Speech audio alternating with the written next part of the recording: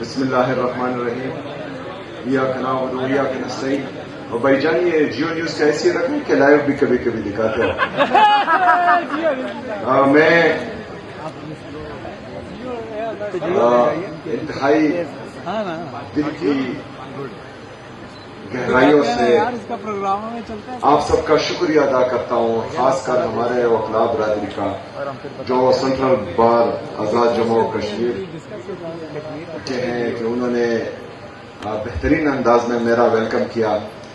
میں نئے منتخب شدہ کابینہ کا ہمارے پریزیڈنٹ راجہ زیگم ایڈوکیٹ صاحب کا، مرتضی میر ایڈوکیٹ سیکرٹری جنرل صاحب کا اور ان کے ساتھ پوری ٹیم کا جو منتخب ہوئے ان کو دل سے مبارکباد پیش کرتا ہوں.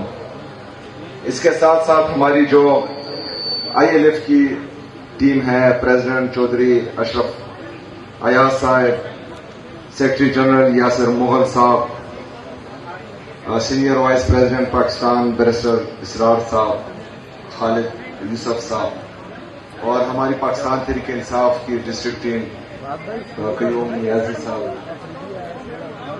باقی میرے ساتھ جو لوگ آئے ہوئے ہیں اور آپ سب کا دل سے شکریہ ادا کرتا ہوں. میں نے ان کو کہا یہ نام لکھ لیں، میں نام بھول جاتا ہوں کیونکہ ماشاءاللہ ہمارے والے محنت زیادہ کرتے ہیں تو ہر بندے کا نام لینا جو ہے پوری تقریر بن جاتی ہے. میں آپ سب کا دل سے شکریہ ادا کرتا ہوں. آپ سب کو پتا ہے کہ میں نے پورے پاکستان سے وکلا کا جرگہ بلایا تھا پشاور میں، نشترحال میں کچھ دن پہلے، اور وہاں پر ہم نے 6 مئی کو قلم چوڑ ہڑتال کی کال دی ہے. تو آج میں سینٹرل بار میں آپ سب سے یہ توقع کر رہا ہوں کہ جو 6 مئی کی کال ہم نے دی ہے انشاءاللہ تعالی آپ اس میں بھرپور کردار ادا کریں گے انشاءاللہ تعالی. میں توقع رکھ سکتا ہوں کہ نہیں؟ انشاءاللہ. یہ ہم نے کیوں کیا ہے؟ جس طرح مجھ سے پہلے ہمارے وکلا بھائیوں نے بات کی کہ 26ویں اور 27ویں آئینی ترمیم کے بعد عدالتیں مفلوج ہو چکی ہیں. باقی چیزیں تو چھوڑیں، پاکستان کے سابقہ وزیر اعظم، پاکستان کے سب سے بڑی سیاسی پارٹی کے تاحیات چیئرمین عمران خان صاحب، ان کے کیسز نہیں لگوائے جا رہے ہیں اور تقریباً 1.5 سال سے وہ پینڈنگ ہے. اگر کیسز لگا دیے جائے تو آدھے گھنٹے میں عمران خان صاحب باہر ہوں گے کیونکہ سارے بوگس کیسز ہیں. عمران خان صاحب کے ساتھ ہو سکتا ہے کسی کی ذاتی انا یا بغض ہو سکتا ہے کسی کو خوف ہو کیونکہ ایک بندے کی تصویر باہر نہیں آنے دے رہے تو خوف ہی ہے، ڈر رہے ہیں. جب اس کی آواز باہر آتی ہے تو کوحرام مچ جاتا ہے. جب وہ بندہ باہر آئے گا تو انشاءاللہ تعالی لوگوں کی نیندیں حرام ہوگی. تو یہی خوف ہے. وہ تو ایک طرف. دوسری طرف میں ایک صوبے کا چیف ایگزیکٹو، 4.5 کروڑ عوام کا نمائندہ، 3 ججز مجھے حکم دیتے ہیں کہ میری ملاقات عمران خان صاحب سے اڈیالہ جیل میں ہو. وہ حکم نامہ میں اڈیالہ جیل لے کر جاتا ہوں اور ایک جیل کا سپرڈنٹ 3 اسلام آباد ہائی کورٹ کے ججز کا آرڈر ردی کی ٹوکری میں پھینک دیتا ہے.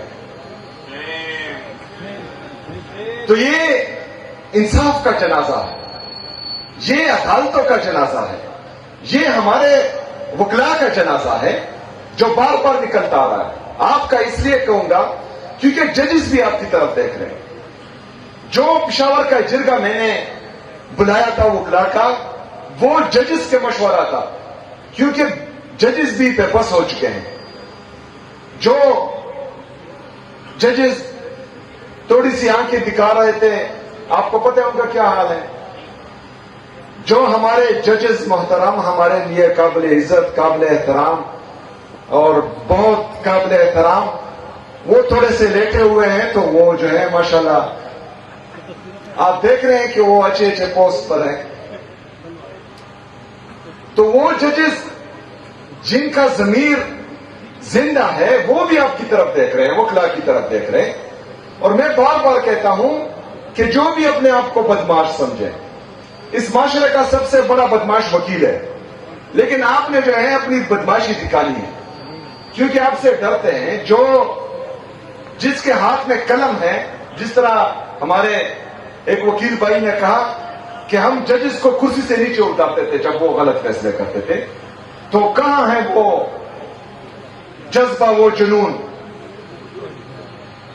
جو وکلا کی تحریکیں ہم نے دیکھی ہیں, کہاں ہے وہ؟ یہ جین زی جو ہے, یہ آپ لوگوں کی وہی تحریکیں دیکھنا چاہ رہی ہے, کیونکہ وہ بڈھے جنہوں نے آپ کی تحریکیں دیکھی تھی وہ ماشاءاللہ جنت میں جا چکے ہیں. ابھی آپ کا نمبر ہے, آپ نے تھوڑی سی غیرت دکھانی ہے. معمولی سا جو چنگاری لگی ہوئی ہے آپ نے پونگ دینی ہے. میں قسم اٹھا کر کہتا ہوں کہ پوری پاکستانی قوم آپ کا ساتھ دے گی, پوری پاکستانی قوم, پوری کشمیری قوم آپ کے ساتھ کھڑی ہوگی, کیونکہ لوگ تنگ آ چکے ہیں. جن لوگوں کو ہم پر مسلط کیا گیا ہے وہ آپ سب کو پتا ہے کہ وہ نااہل ہے, وہ نہیں سمجھتے, وہ عوامی مینڈیٹ کے ساتھ نہیں آئے, چاہے کشمیر میں ہیں چاہے پاکستان میں ہیں. یہ رجیم چینج آپریشن کے تحت آئے ہیں, پھر عوامی مینڈیٹ پر ڈاکہ ڈال کے آئے ہیں. جب مجھے پتا ہو کہ میں الیکشن جیتوں یا ہاروں, میں نے جیتنا ہی ہے. جب مجھے یہ پتا ہو کہ میں 5,300 ارب روپے کی کرپشن کروں, اس کے باوجود بھی میرے گریبان کو کوئی ہاتھ نہیں لگا سکتا. جب مجھے یہ پتا ہو کہ میں جتنا بھی ظلم کروں, 26 نومبر کروں, 9 مئی کروں, مرید کے کروں,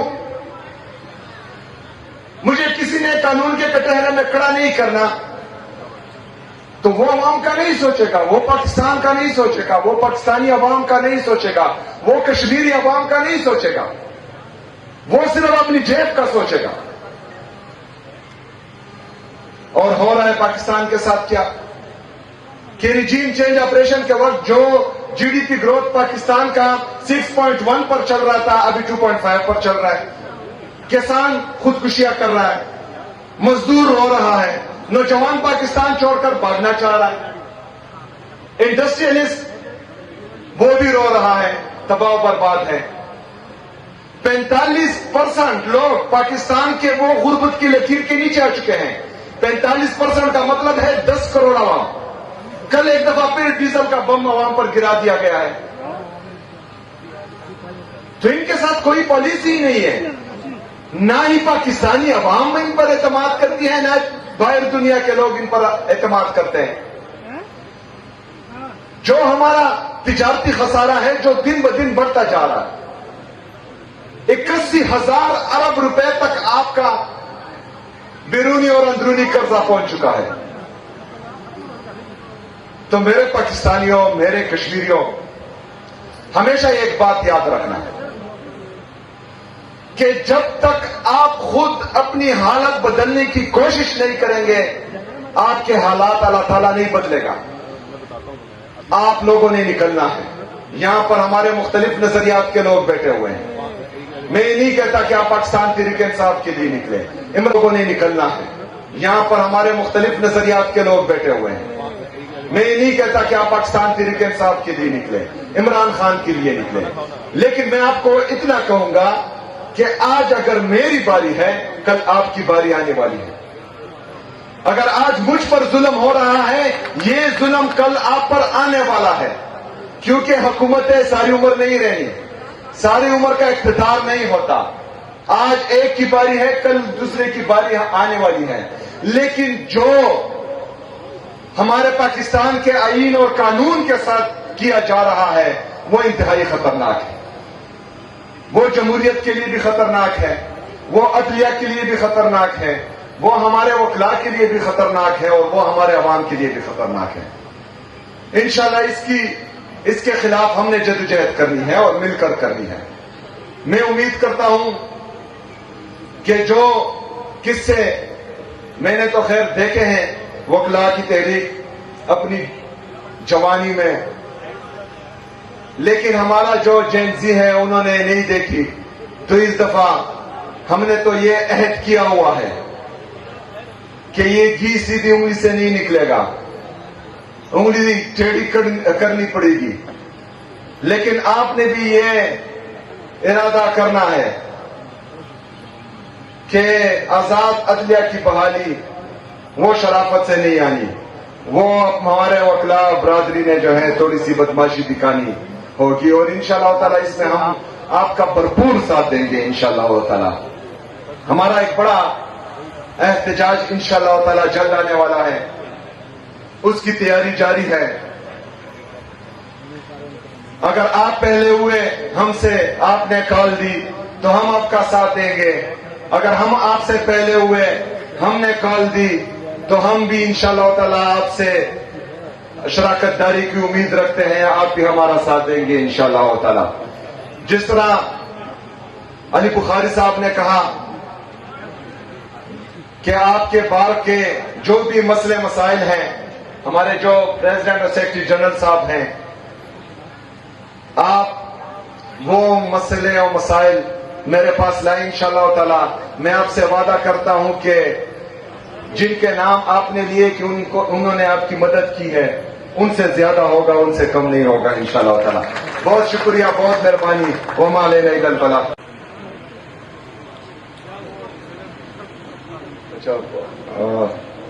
حلف نامہ برائے عہدیدار سینٹرل بار اسٹیشن مظفر آباد۔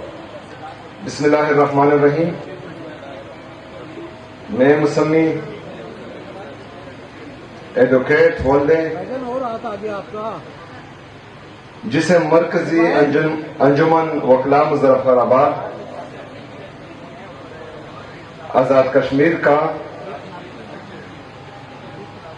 منتخب کیا گیا ہے، اللہ رب العالمین کو حاضر و ناظر جان کر اقرار کرتا ہوں کہ میں مرکزی انجمن وکلاء کے آئین اور دیگر مرتبہ قواعد کی پابندی کروں گا، کہ میں کسی بھی ایسے فعل یا حرکت کا ارتکاب نہیں کروں گا جو بار اور پیشہ وکالت کے وقار کے منافی ہو، کہ میں اپنے فرائض منصبی نہایت احسن طریقے سے سر انجام دوں گا۔ اللہ میرا حامی و ناصر ہو۔ بہت بہت مبارک ہو۔ ایڈوکیٹ ہولڈنگ جسے مرکزی انجمن وکلاء مظفر آباد آزاد کشمیر کا منتخب کیا گیا ہے، اللہ رب العالمین کو حاضر و